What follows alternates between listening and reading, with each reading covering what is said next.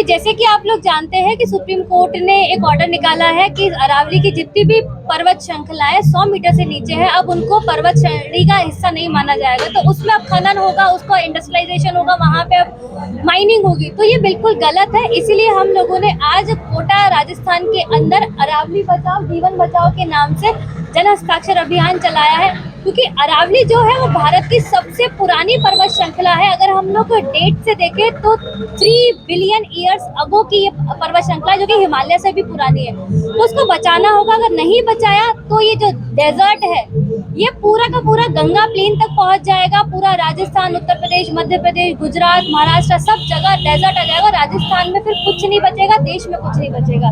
इसलिए जरूरी है कि हम लोग अरावली को बचाएं। साथ ही साथ अरावली जो है साबरमती, लूनी, माही जैसी नदियों का उद्गम स्थल है। अगर ये नदियां खत्म हो गई तो राजस्थान में पानी नहीं बचेगा। पश्चिम भारत का जो पानी का एकमात्र सोर्स है लूनी नदी, वो समाप्त हो जाएगी। तो इसलिए इनको बचाना बहुत जरूरी है।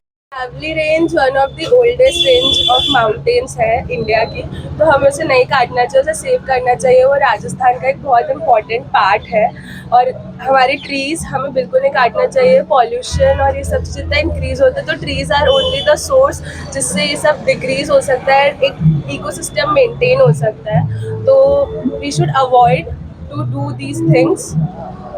We should avoid to cut trees because trees से ही हमें air मिलता है। So save Aravali, save trees।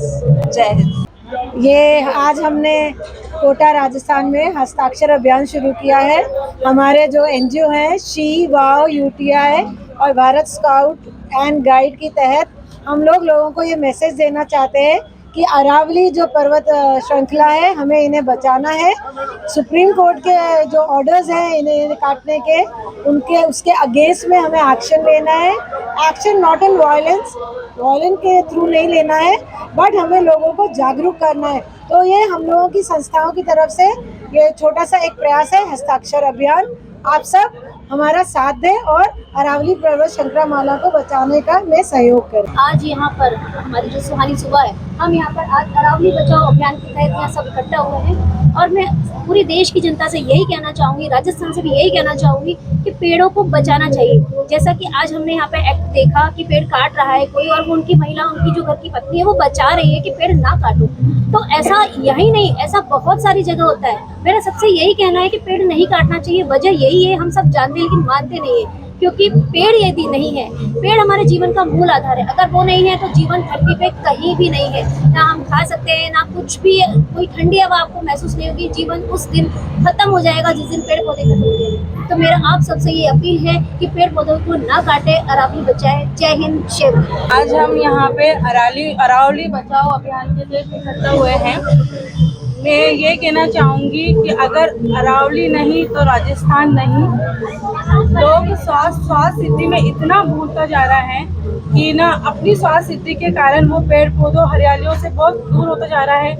Order दे दिया कि अरावली में खनन व्यवस्था चालू होगी, लेकिन इससे हमें क्या, हमें अपने स्वास्थ्य से ऊपर अब ये देखना है प्रकृति के बारे में। अगर प्रकृति नहीं तो हम नहीं, पेड़ पौधे नहीं तो हम नहीं, क्योंकि पेड़ पौधे नहीं तो ऑक्सीजन नहीं, वो खेती बाड़ी नहीं तो खाने को भी नहीं मिलेगा। आने वाला समय हमें क्या देगा? जो हम उनको दे रहे हैं वही हमें देगा। अगर हम पेड़ पौधे हटाएंगे, अगर हम उनकी जगह पर अपनी जगह लेंगे तो हमारे लिए जगह कहाँ बचेगी? जब उनको जगह नहीं मिलेगी तो हमें भी नहीं मिलेगी। तो मैं यही कहना चाहूँगी, अरावली बचाओ, पेड़ पौधे लगाओ, ना कि हटाओ। ये सरकार की बहुत बड़ी गलत नीति, इसके खिलाफ हमने अभियान उठाया है कि अरावली रहेगी तो देश रहेगा, प्रकृति रहेगी।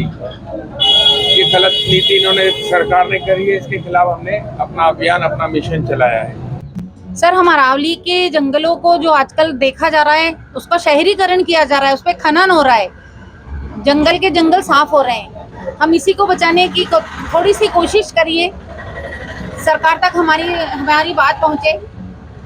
हमने सुना है एक हनुमान जी बेनी वाले जिन्होंने संसद में ये मुद्दा रखा है, हम सोच रहे हैं उसको हम आगे बढ़ाएं।